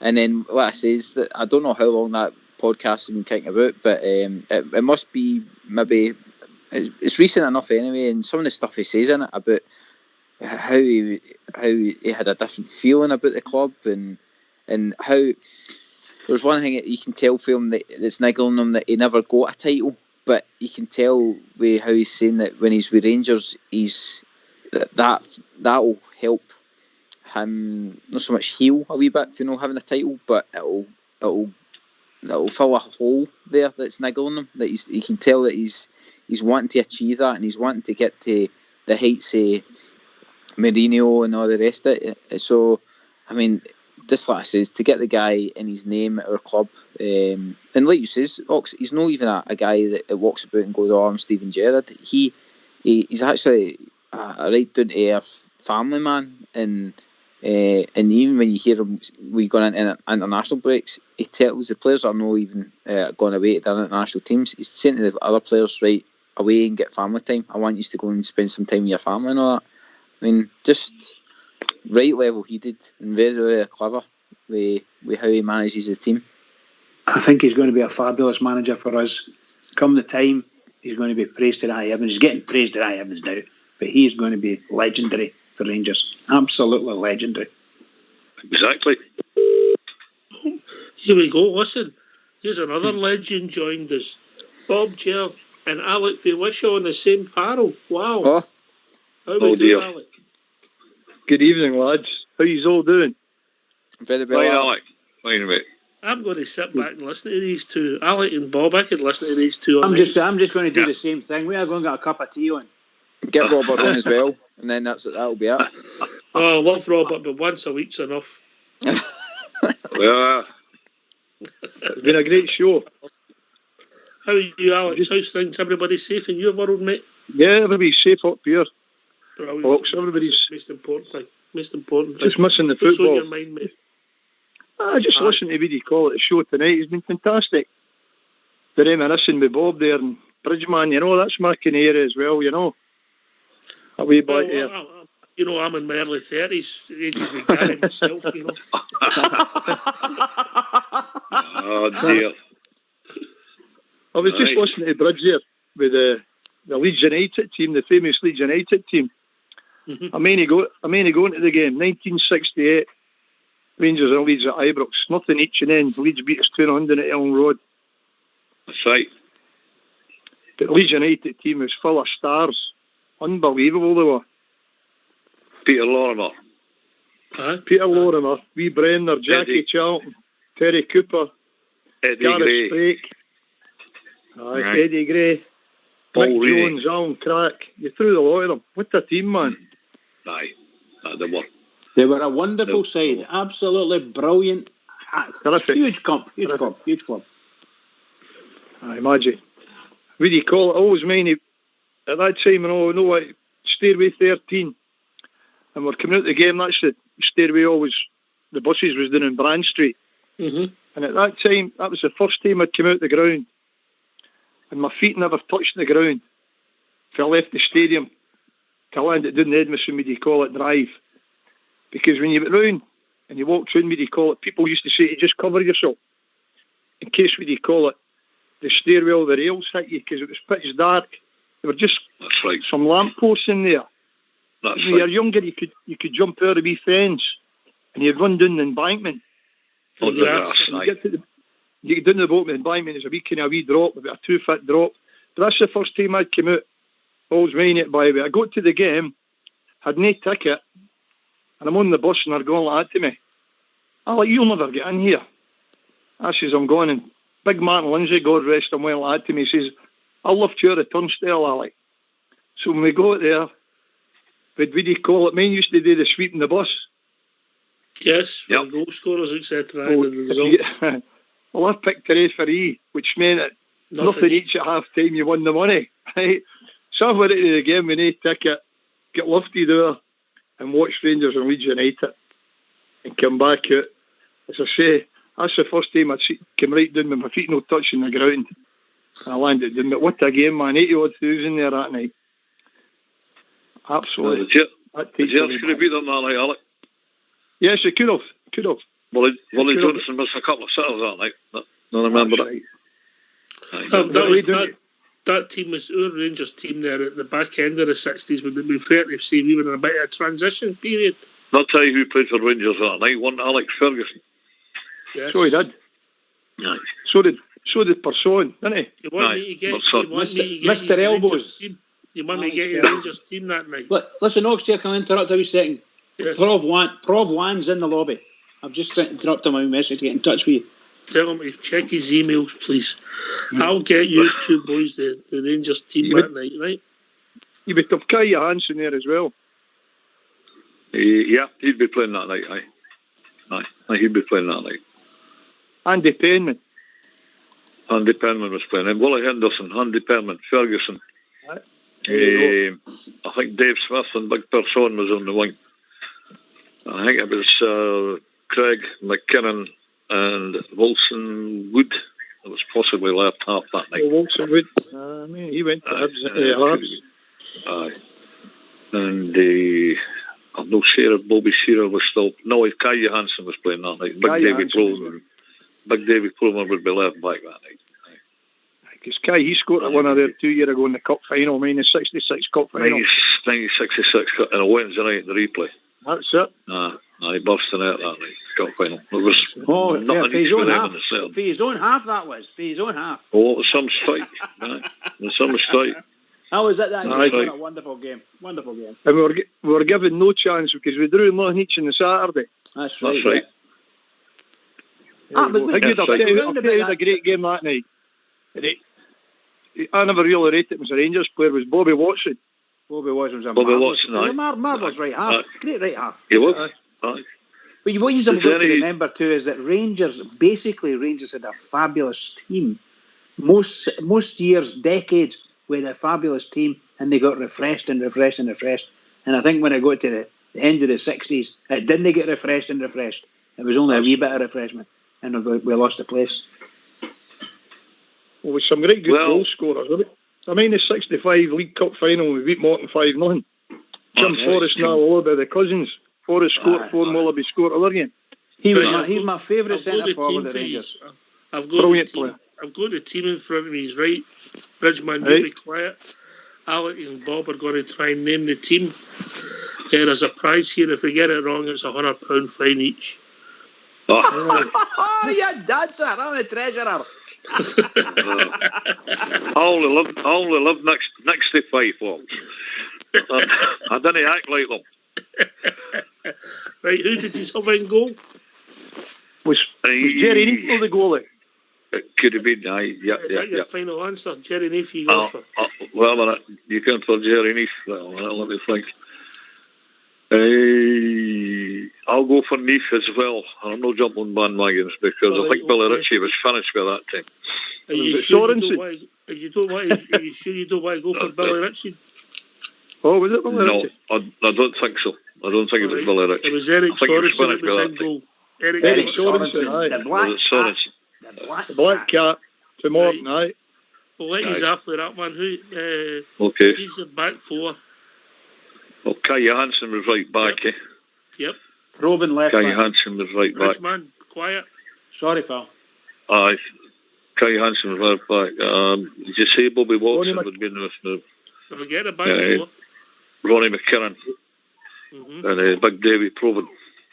Oh, mate, you must have been well drunk that night. I'm good. Kai Johansson. Right. Willie Matheson.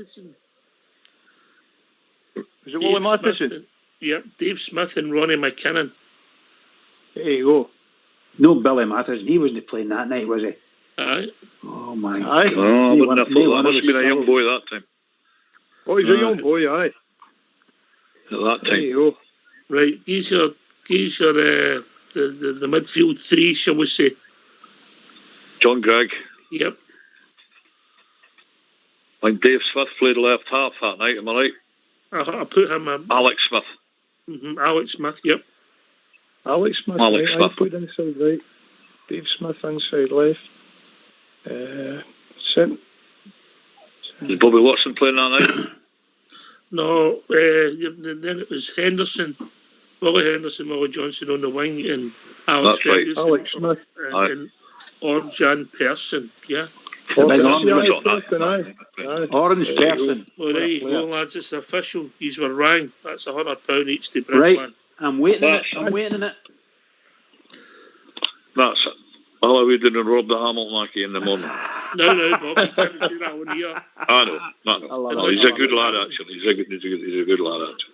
Let's you go to Hamilton. Aye, it just shows you how you lose track of some of the sides, though. Aye, mate. Aye. It's some of the teams there. Your memory plays tricks on you. Aye, well, you get old, Ox. Aye. I don't know. I'm not getting old. I'm old. Tell me about it, mate. Tell me about it. But yes, aye, they were the days. But Willie Johnson missed a couple of sitters that night against Leeds United in the old Bears Cup. 85,000 was the official crowd, and Luis Speedo there was 85,001. Aye, indeed. Do you remember the night that Jim Baxter was captain? We played the Celtic at the weekend in Druna and each, and they had John Hughes in one wing and Jimmy Johnson in the other. Well, been joined by a caller, evening caller. Aye, tell you one. What's your name, I'm mate? John Balfour Burnbank. How we doing? Alex Kelly's, aye. Alex Kelly's area. All right, I don't know where Alex lives, mate. Hamilton. Burnbank. What's on your mind, mate? I'd just like to say that one of the greatest shows ever is yours. You and Ibrox Radio, because the two of you are brilliant. It keeps us going. I'm 72 years old, and I think he's brilliant. I really do. I mean, GB, we're getting all these groupies, but it's not the kind of groupies you thought you were going to get, is it? yeah, without a doubt. I mean, he's a magic man. I really enjoy listening to you every night, Monday to Friday, and if you're on a weekend at all when the game's on, it's the part is brilliant. I'll let GB come in, and you come, GB. Yeah, no, it's good to hear the comments there, and I think Ox, it's a credit to yourself and the Bridgeman and the team and stuff like that. How the show, you were saying earlier on how we've came on as a club, and it's shown through in shows like this how close the Rangers family have got. That you can come on to a show and feel as though you are talking to friends and stuff like that. So don't forget yourself in this, Gary, because next week they're going to kill us. You'll never forget Bridgeman anyway, that's for sure. No, that's it, and that's what it's all about. And the good thing is, it's all about difference of opinion as well. It means that everybody gets a wee insight. I mean, there the night I'm sitting listening to Alex and Bob going, and I mean, I've never heard of half of the guys you're talking about, but just the memories, the passion they're talking about, it just makes me feel as though I was there, kind of thing. So, I mean, it's brilliant. Sorry for interrupting. I mean, I knew Bobby Shearer. I used to run about his house. I knew Eric Caldow. I used to work for him in the bar in Hamilton. That's right. Jim Brett, I knew him well. He stayed in the same street as me. So it's not as if it's a far forgotten thing, because I knew a lot of Rangers players. Like Harold Davis a lot. You know, I mean, I've met all these guys. Well, Cooper's in our town as well. I mean, yeah, as I said, I am 72-year-old, and although I'm disabled now, I can't get out. I've got to watch the games on the TV. I try everything to get everything on. You know what I mean? I mean, that just like that old lady that was on the other night there, it was brilliant. I get my two boys down and that just to watch football, because we love That's it. Brilliant. I was a season ticket holder until 2000, and then my health deteriorated, and now I'm housed. I'm stuck in a house now, so I can't do anything about it. But I love that program. I love your program, and I love Ibrox Radio because that keeps me going. Yeah, Bridgeman. Well, it's great to get compliments, but we're only me, Bridge. There's GB. There's I know who. Fox there. I know a lot of them. Everybody's a star, and then we get guys we've got a lot of people behind the scenes. Yeah, supporting us all the way. Yeah, I agree with that. And also we'll get characters like yourself, your first time on, but Alex and Bob Chair have come on the show in the last few months, and people are really listening, enjoying listening. For me, I mean, my grandfather would tell me about the players. I'm so young. Oh well. Look, come on. There you go. I mean, I've heard this for weeks now. Come on now. Show your right. Absolutely brilliant. I mean, he'll tell you you can play football too. I'll tell you that, boy. Aye, well. What was that? I heard there was a stopper at one time. Well, it's coming that time of night for me, mate, where the big dog's green to get out, and I've got to do the partner of the ways. Everybody say good night to Wiggles. Good night, Wiggles. That's his name. I've got the two of them here, the wee Bijan and the wee lass Apple, Wiggles and Peanut. But what I'm going to do now is I'm going through the house, I'm going to comb my DA, put on my leather jacket, lift up my Eddie Cochran LPs. God yourself, comb my DA, yeah. Lift up my Eddie Cochran LPs. Get my winkle pickers on and my tight jeans and sing Summertime Blues and say good night to you all. Good night, Bob. And another wonderful night in Rangers Radio. And remember, Bob, there's only 3 steps to heaven. Only 3. There's only what? Sorry? 3 steps to heaven. Eddie Cochran. There's only 3 steps to heaven. Aye, there is. Only 3 steps. Hey, there'll be 1 step to heaven when we win this league, guys. Anyway. Absolutely, buddy. Absolutely. Aye, you better believe it. Good night, Bob. Good night, you all, the other people. Good night. Bye-bye. I'd like to say, right, before I go, I'd just like to say Rangers will win 3-0 on Sunday. You're here, mate. I hope you're right. GB, you can take that, mate. Oh, aye. I mean, but as Bridgeman says, biggest game of the season. A big important game. We're at home against Aberdeen, who have got, thankfully, a couple of injuries. So, not saying that wouldn't have mattered anyway. Sorry. Aye. No, well, that's what I was going to say. It wouldn't have mattered for the Rangers now, but it still allows us to. The thing is, it's got to be interesting with the boys that's been away in international duty, what kind of team Gerrard does put back out there, whether it's going to be Jermaine Defoe. Isn't around. We're so strong, I don't think it would matter. No. Honestly. But that's it might be good anyway. It might be good to get some of the guys that are just back for international duty a wee rest and allow the guys who have not had the game time to get in about it. Sorry. Well, I think he'll play his best team available on Sunday. Bridgeman? I think there's a slight. I can understand what they're saying about they've got a loss of staff, shall we say. They're not going to have their full team. And I think there's an attitude problem as well of a lot of teams coming to Ibrox. The way the football we've been playing recently, we have been absolutely outstanding, particularly at Ibrox. And I wonder if they may take this opportunity to just drop some players, give them a break or whatever, and no worry about it because we're not going to win this game at Ibrox anyway, in all probability. I don't want to think like that, really. What I want to think that they're going to come down with as strong a team as they can put out, and they're going to A, try and beat us, and B, they're going to kick us off the park if they can. That's the way I look at it. They won't try and kick us off the park. That's the way Aberdeen is. But I still say we're going to win 3-0. We're too good a team for them, Alex, and you come. I totally agree with you there. They'll come down and make a game of it. Always will, won't they? Whether their tactics is kicking you off the park or no. McGuinness is obviously trying to get one out of the Rangers now, but if we play at all, it's all down to us. If Rangers play at all, we'll beat them. No matter what team we put out. That's what you're missing. You're missing the games now, you know. You're within a national break now. You're wanting the football back on as quick as possible and getting to some sort of... This is it now, mate. This is a run like you've never known now. It's what 4 months or so. We've got now. Is it 4 months or something? Aye, it's pretty it much four- right through now, now to March, mate. Aye, Absolutely. aye. Well, So this is when the squad will get tested now. This is where we need the big squad with all the quality we've got. As you say, it'll be, what do you call it, Thursday, then Sunday. aye. As long as we remain in that Europa Cup, right through there. So, bring it on. I think our manager has been with us, 2.5 years? Roughly about 2.5 years now. And I think for the 2.5 years there's been a big build-up of pressure all the way through to now. And now we're sitting on top. Now we've got something to fight for.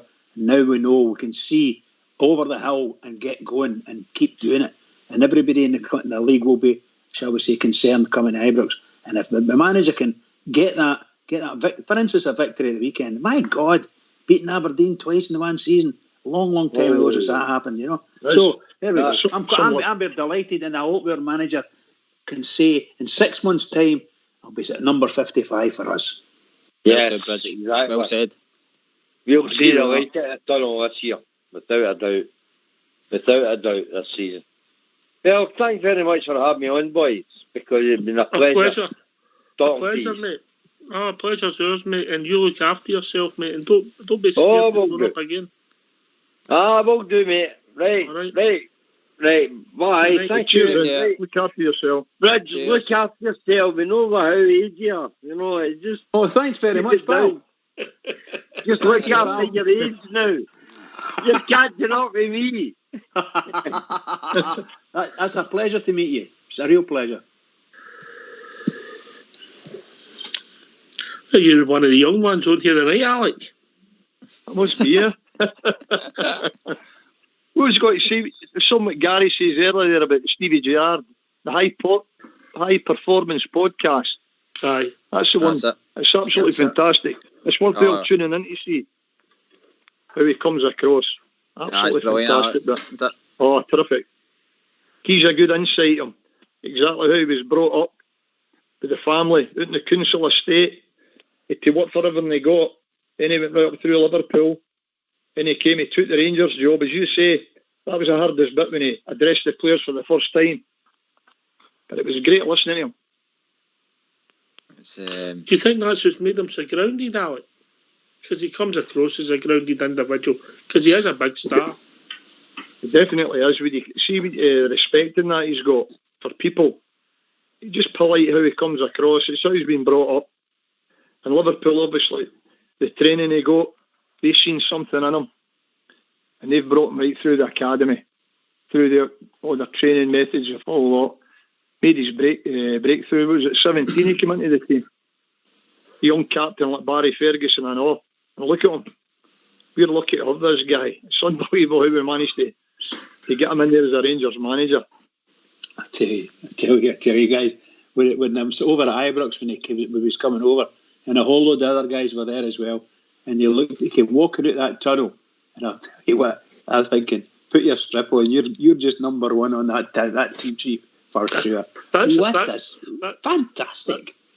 That's part of the problem, Bridge. He does look as if he could still play, doesn't he? Oh my God! See when he played against us at Ibrox himself in the what do you call it?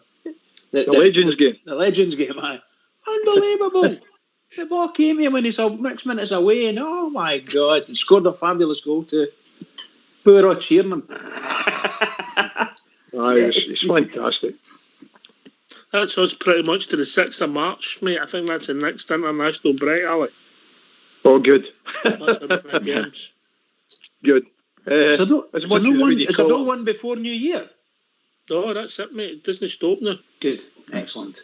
Ox, how are you feeling about this run up to kind of Christmas and that? I just feel that this game on Sunday is the most important. I think because of what's happened, if they've came with a low block, gave us problems, let's put them to the sword, and then we've got games that we should win if we're really honest about it. I don't want to look too far in front, like Bridge says, but we're talking about we'll get Benfica, then Falkirk, 2 different competitions, then Standard Liège, and then we're away to Ross County and away to Dundee United.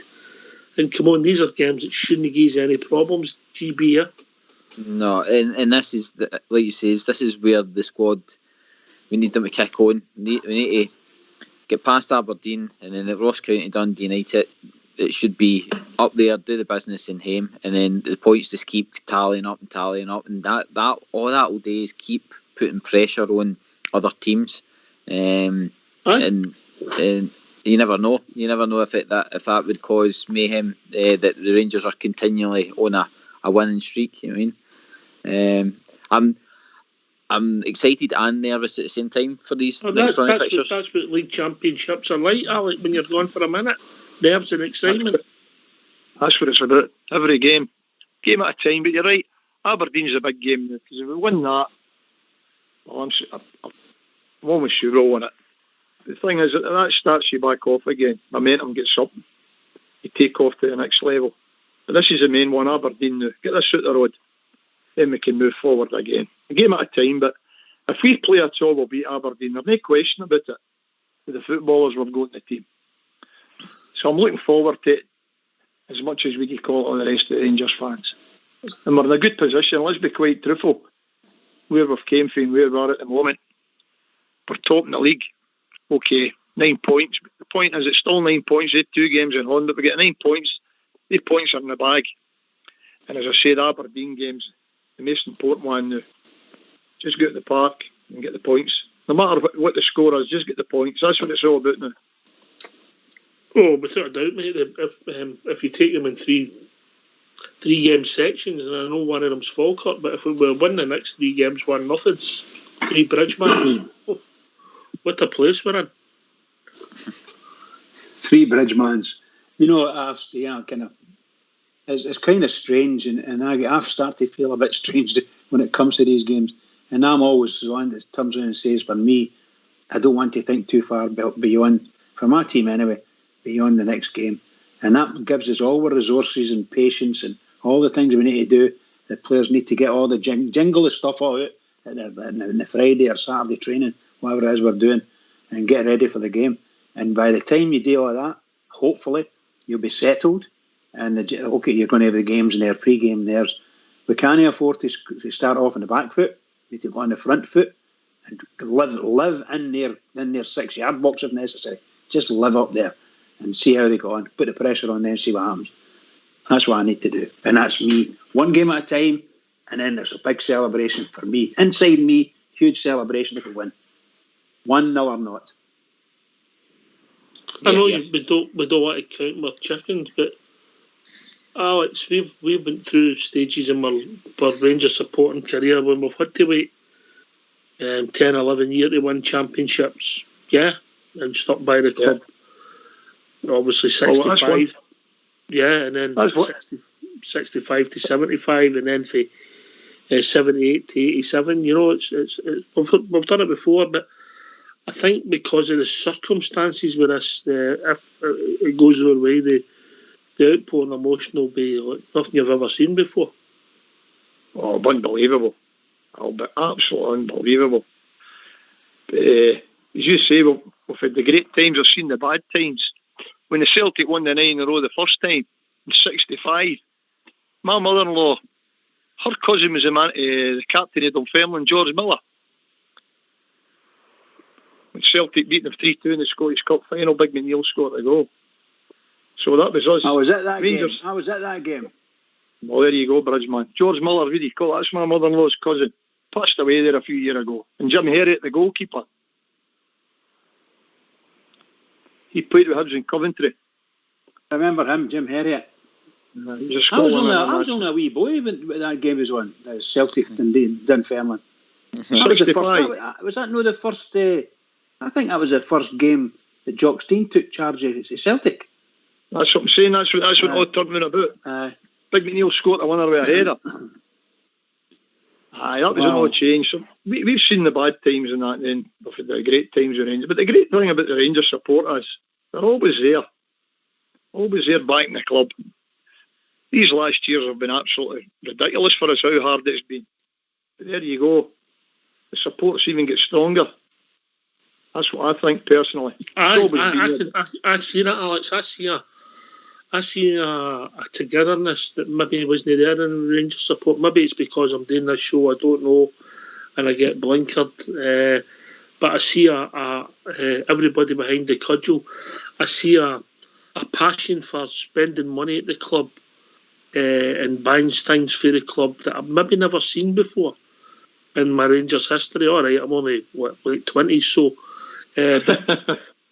but what I'm saying you're is absolutely right, Ox. You're absolutely right. The support is fantastic.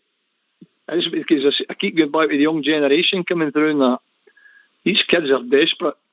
As much as we want to win it, but these kids, man, they've took that much stick. Right, my boys play football right through school and all that, and I know the stick that they've had the other side of the city and that, and never kind of beating the rewards. We've at least got ourselves in a right good position here. And as you say, we're going to win 55. It'll just be something unbelievable. This country will never seen nothing like it. No, it'll be a bit of party. Me and Big Steve will get a Hummel or one of the Hummels ordered on order. That'll be some tour. That'll be that night.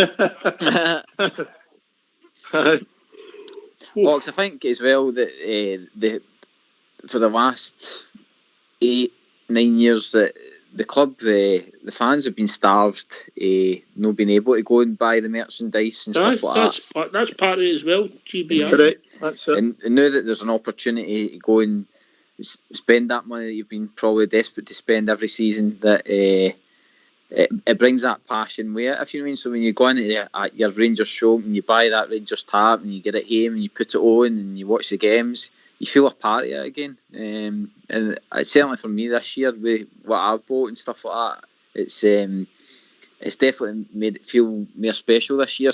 And I just hope what I say is that we bring it home this year and it'll just top it off. Yeah. Do you think that's a fair comment, Bridge? You speak to your cousins and some of your relations. Do you feel a mindset change? You mean with insofar as Steven Gerrard? The whole support and behind. Well, I think there were a lot of disillusionment within the boys of the family as well. You know, obviously diehards, but within limitations, because you know you got that pull. Some folk thought everything was wrong. Other folk thought it was great. I was one of them. I thought it was great. And I've watched, since in the last roughly 9 years, the transformation of the Rangers has been unbelievable. And within the support, who were out and out rebellion at some parts of the old board's tenure. But this came round, everyone's settling down, and I think the fans are absolutely loving what's happening to the Rangers now. Absolutely loving it.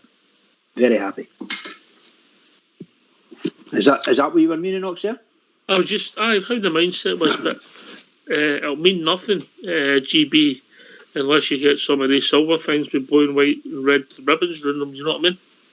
Yeah, and one of our best managers has said that, and he said to Steven Gerrard, as soon as you get that first trophy, son, you'll be away. You mean the team will be flying.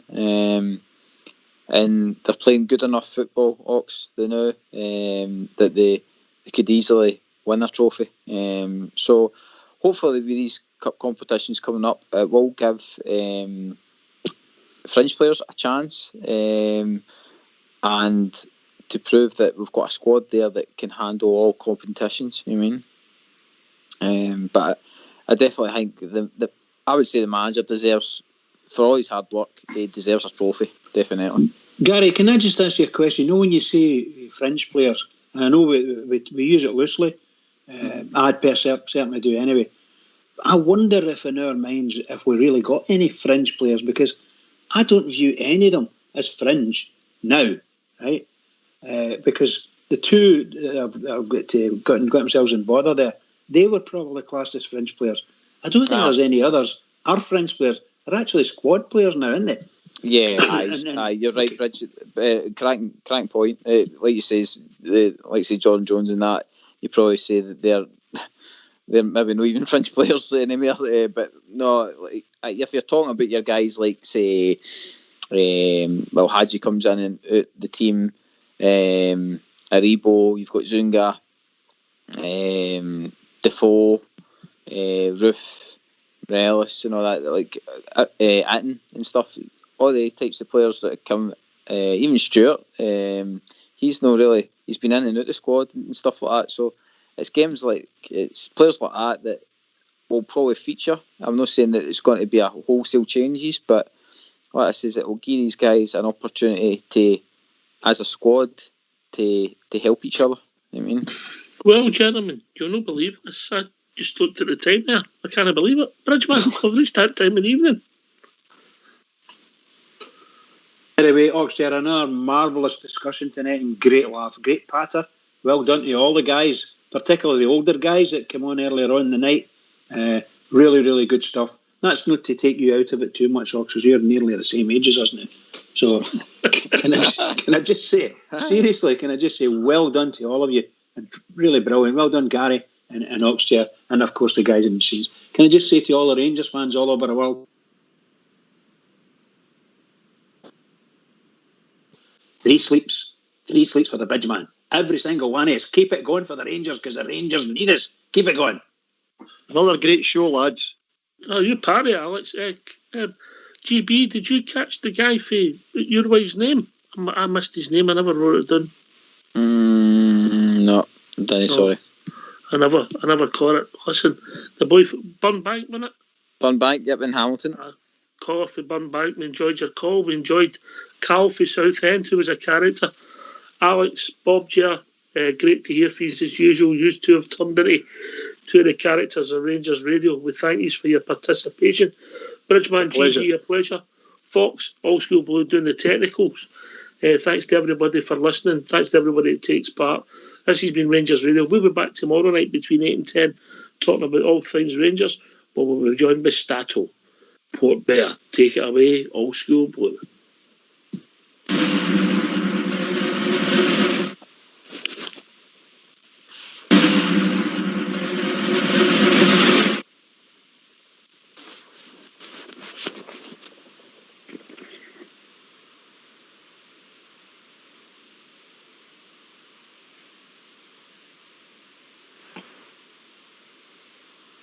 Well, I've never felt more like singing the blues when Rangers put 5 past Dean Andrews. Oh, Rangers, cha-cha-cha-cha, you got me singing the blues.